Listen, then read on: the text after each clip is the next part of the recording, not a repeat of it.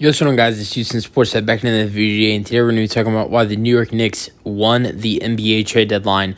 The New York Knicks made a splash throughout the NBA trade deadline yesterday when they made arguably 100% the biggest trade throughout the trade deadline. This for sure wasn't that crazy of a deadline. I think the amount of deals we saw for sure was an entertaining deadline because I think of the amount of deals there were. I think there were a good part. There was a good amount of deals on Thursday and Wednesday, but there weren't any meaningful. Like last year, you saw Kevin Durant get traded. You saw other great trade.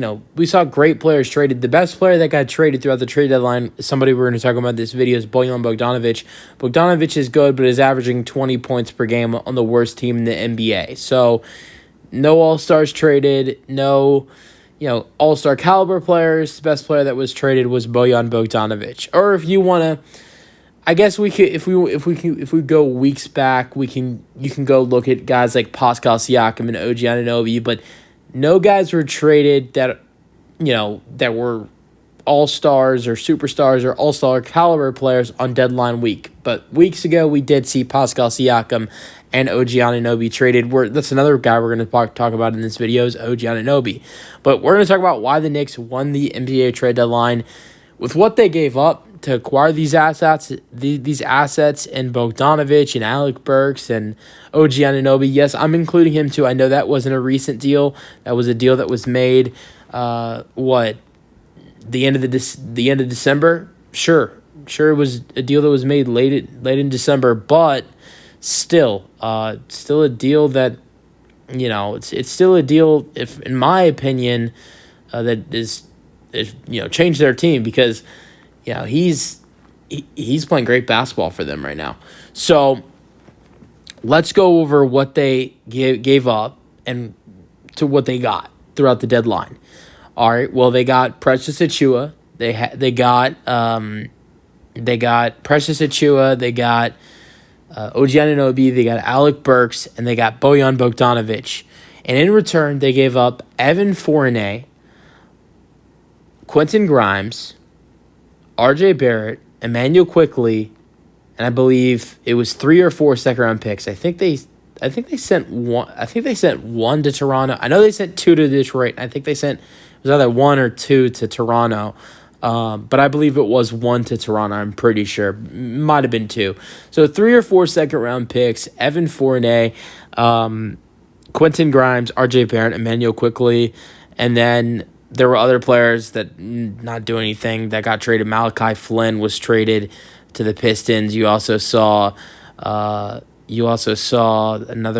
Ryan Arcidiacono traded to the Pistons as well. So they got 6 players. They gave up 6 players and got back 3 players who are going to do a lot for the team. OG Anunoby's already doing a lot for their team, and 3 of those guys that they gave up, Arcidiacono, Evan Fournier, Malachi Flynn, were not doing anything for their team.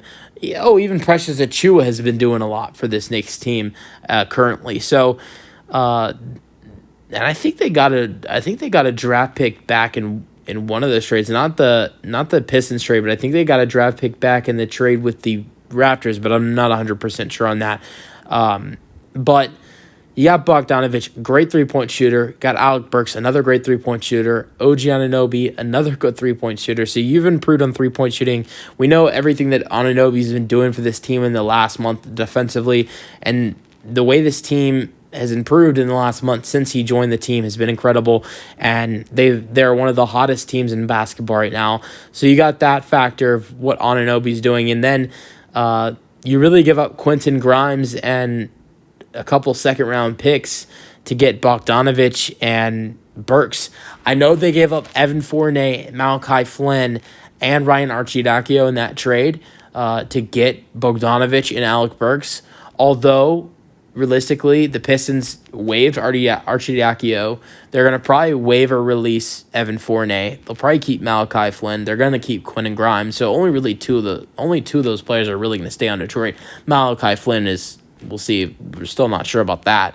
But for the Knicks, thinking about it for the Knicks, they really gave up one guy who was getting minutes and got back 2 guys who are going to both get minutes, and both are good 3-point shooters and solid defenders as well.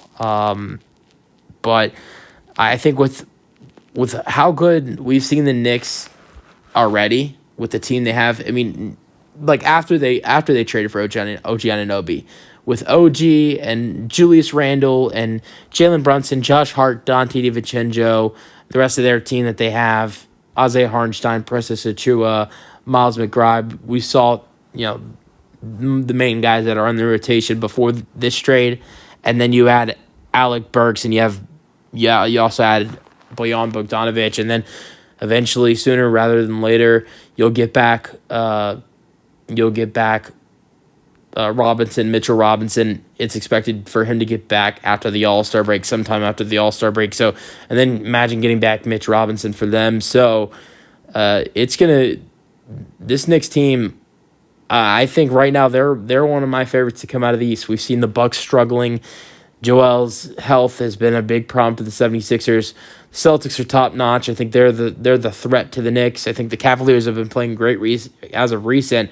But right now, my favorites in the Eastern Conference, just as of right now, are the Cavaliers, the Knicks, and the Celtics. And I think the Celtics, I really see them making a run. I don't know if they can make it as far as the NBA Finals, but I really see them going to conference finals this year. I really do. And this deadline is still a W if they can make it to the conference finals, because look, the Knicks, these trades that they made also have given them it's given them the chance where they are set up to trade for a superstar in the offseason with a contract like Bogdanovic and the draft picks they have. That's another thing. These guys are going to help now. That's great. That's a W for them. But they're also setting themselves up to trade for a superstar in the summer. And if they make it all the way to the conference finals, I think superstars are already going to want to go to there because it's a big place to play in New York. And then with the talent they have right now with Brunson and all the other players they have, I'm not going to say Randall just because of the fact that maybe Randall would be involved in talks for a superstar. I would bet it depends on who the superstar is, but I'm sure Randall, Bogdanovic, and draft picks would probably be the asking price for a superstar. Let's say if it's like Paul George or Donovan Mitchell or some of the other players we've heard, and potential players that could be in trade talks that are superstars in the offseason. Trae Young. No, never mind. Not Trae Young, because you already have Brunson at point guard. But you get what I'm saying.